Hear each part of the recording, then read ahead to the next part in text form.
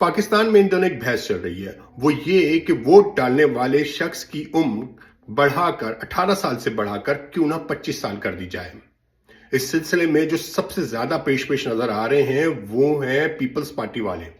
کل ہی میں قمر الزمان قاہرہ صاحب کی ایک کلپ دیکھ رہا تھا اور جس میں وہ بڑے ہی پرمغز استدلال دے رہے تھے کہ 18 سال کا لڑکا کیسے الیکشن کا منشور پڑے گا، پارٹی کا منشور پڑے گا الیکشن سے پہلے اور جا کے اپنا ووٹ ڈالے گا۔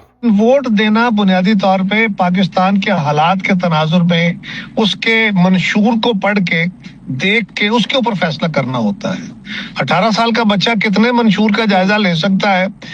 قمر الزمان قاہرہ صاحب سے پوچھنا یہ تھا کہ 19 والا بچہ چلے گا جو پارٹی کی چیئرمین شپ بھی قبول کر لے اور چیئرمین بن جائے اور آپ ان کے آگے ہاتھ باندھ کے کھڑے ہوں، چلے گا ایسا؟ My mother always said, democracy is the best revenge. اس بات کو ہم ایسا کیوں نہ لے لیں کہ ڈیموکریسی سے بیسٹ ریونج۔